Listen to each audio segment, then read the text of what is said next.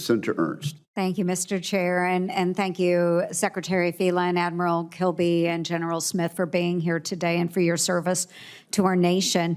I'd like to start with a discussion on recruiting and ship manning. So, Secretary, we'll start with you. The Navy did meet its recruiting requirement in fiscal year 24, but even though it did that, we're still concerned about the top-line metrics when it comes to meeting the fleet needs. The fleet is still short roughly about 18,000 at-sea billets, and that's primarily among the junior enlisted ranks. And so, of course, we see the chronic undercrewing, fatigue, and, of course, the operational strain.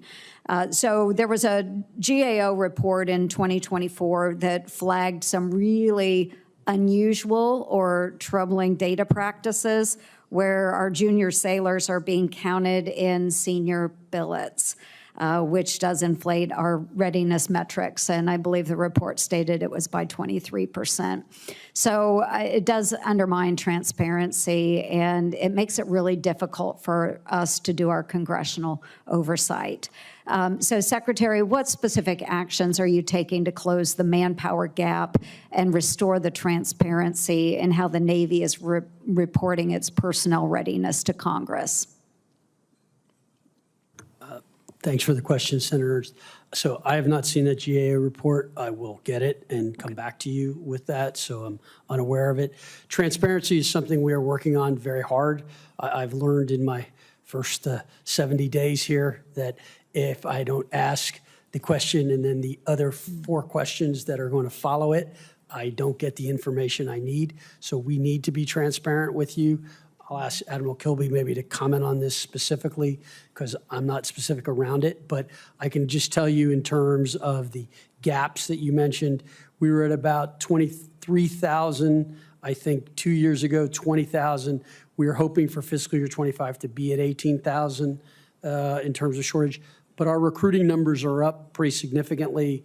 I'd like to think we're going to exceed our targets this year. We've seen a real pretty big pop in that, so we're optimistic that we'll beat those numbers. Thank you, Secretary. Admiral?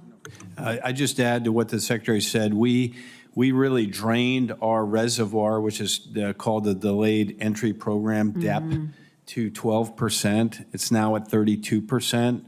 We have exceeded our goals, and we need to continue to do that. And we need to continue to do that through 26, 27, 28, because it's going to it takes 9 months to get a recruit to a ship with no training.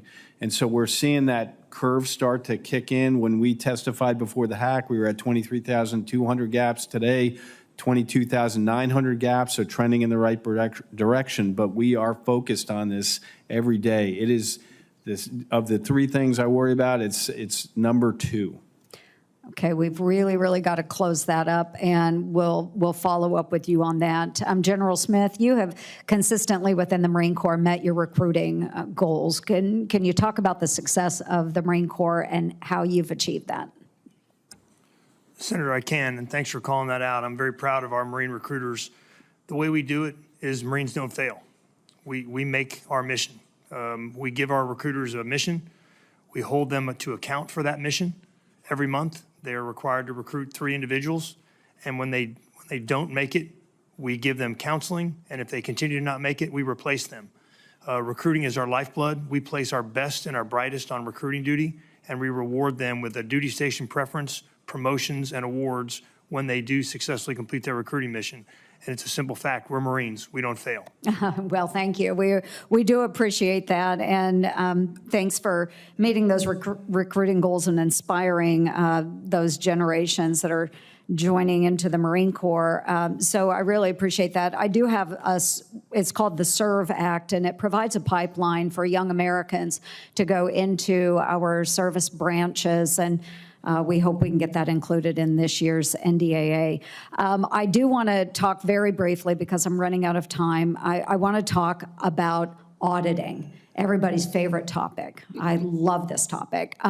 But Secretary Phelan, you pledged during your confirmation hearing to deliver a clean audit by 2028, and that is called for in our NDAA. I got my start in public service as a county auditor, so this is really exciting stuff to me. Yeah, everybody laughs, but it is.